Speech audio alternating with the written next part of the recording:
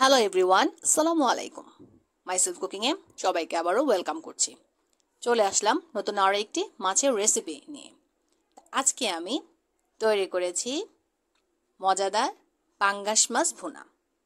পাঙ্গাস মাছ আমরা অনেকেই অনেকভাবে খেয়ে থাকি। চলুন কিভাবে আজকে আমি এটা তৈরি করলাম সেই প্রসেসটাই আপনাদের সাথে শেয়ার করব।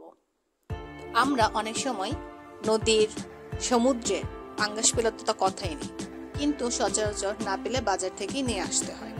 এটা আমরা চেষ্টা করি একটু মজাদারভাবে তৈরি করে প্রেজেন্ট করার জন্য। তো আজকে আসুন কিভাবে আমি করলাম। তো দেখতে পাচ্ছেন এখানে আমি এরকম পাঙ্গাস মাছটা সুন্দর করে কেটে সুন্দর করে পরিষ্কার করে ধুয়ে নিয়েছি, পিস করে নিয়েছি। তার মধ্যে শুকনো উপকরণ লবণ, হলুদের গুঁড়ো, মরিচের গুঁড়ো, একটু জিরের গুঁড়ো, হলুদের গুঁড়ো মিক্স করে দেবো।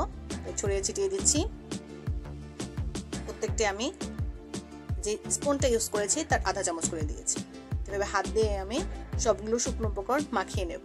তার মধ্যে আমি 2 টুকরো লেবু নিয়েছি। খেয়াল করবেন এখানে আমি লেবুর রসটা ইউজ করেছি।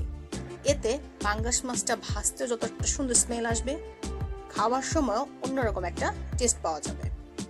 এভাবে সবগুলো মাছের পিসকে আমি ভালো মতো ম্যারিনেট করে রেখে দিলাম এক পাশে। এগুলো আমি ভেজে নেব। এখন আমি দেখতে পাচ্ছেন পরিমাণ মতো পেঁয়াজ কুচি করেছি আর কাঁচামরিচ। এখানে আমি বড় পেঁয়াজ সাইজের 5টার মতো নিয়েছি। আর এখানে বড় রসুনের কোয়া দেখতে পাচ্ছেন আর আদা কুচি। আদাটা আমি বেটে নেব, কিন্তু রসুনটা আমি বাটবো না। আর এদিকে প্যান গরম করে দিয়ে দিলাম সর্ষের তেল। আজকে আমি এই পাঙ্গাস মাছটা সর্ষের তেল দিয়ে ভুনা করব। এতে এর টেস্ট এতটাই অতুলনীয় হয়েছে, এতটা অমৃত হয়েছে, বাসায় আপনারা অবশ্যই একবার ট্রাই করে দেখবেন। দেখতে পাচ্ছেন তেলটা যখন গরম হয়ে গেছে তখন আমি মাছের পিসগুলো সুন্দর করে একটা একটা করে দিয়ে দিচ্ছি। এখানে কিন্তু আমার তেলের পরিমাণটা অত নেই, কারণ আপনারা সচরাচর হয়তো জানেন যে পাঙ্গাস মাছ ভাজলে তার থেকে কিন্তু অনেকখানি তেল বের হয়। তো সবগুলো মাছ আমি ভাজতে দিয়ে দিলাম।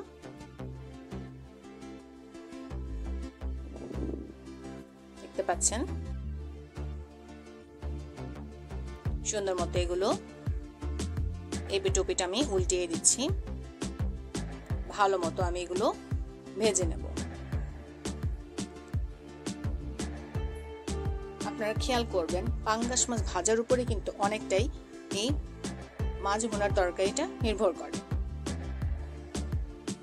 দেখতে পাচ্ছেন আমি এইভাবে ভালো মতো একদম যখন ভালো মতো ব্রাউন কালার হয়েছে ঠিক তখনই আমি চুলাটা অফ করে দিয়েছি।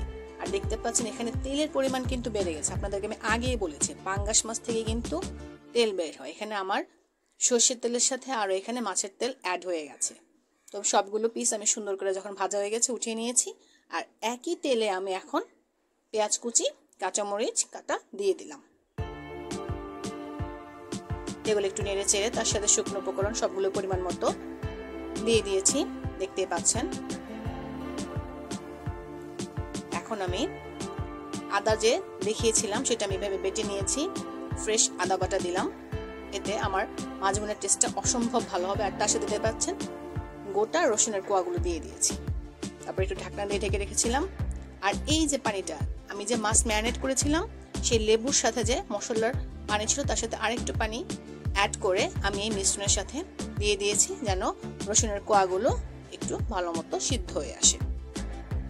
একটু নেড়ে চেড়ে আমি আবারও ঢাকনা দিয়ে ঢেকে রেখে দিয়েছিলাম কিছুক্ষণের জন্য। দেখতে পাচ্ছেন পেঁয়াজ আর রসুনগুলো একদমই হয়ে গেছে। এর মধ্যে আমি আমার ভাজা পাঙ্গাস মাছের পিসগুলো একটা একটা করে আমি দিয়ে দিচ্ছি।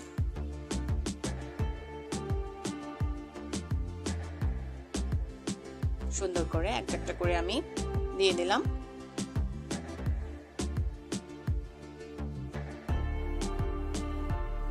অল্প আছে, এর মধ্যে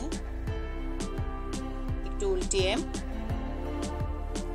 নেড়ে চেড়ে দিয়ে দেব, যেন মাছের ভিতরে মশলাটা ভালো মতো ঢুকে যায়।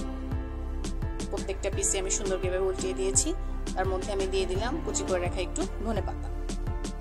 এতে দেখতেও খুব ভালো লাগছে, খেতেও দারুণ। হয়ে গেল আমার মজাদার পাঙ্গাস মাছ ভুনা। একদমই অন্যরকম ভাবে তৈরি করার চেষ্টা করেছি। দেখতে পাচ্ছেন যারা আমার এই পাঙ্গাস মাছ ভুনার প্রসেসটা দেখেছেন আপনারা যদি পছন্দ করে থাকেন অবশ্যই আমার ভিডিওতে একটা লাইক দিয়ে দিবেন, আর চ্যানেলটি যদি সাবস্ক্রাইব না করে থাকেন চ্যানেলটি সাবস্ক্রাইব করে নেবেন। আজ এই পর্যন্তই, পরবর্তীতে আবারও নতুন কোনো রেসিপি নিয়ে হাজির হয়ে যাব। সে পর্যন্ত সবাই ভালো থাকবেন।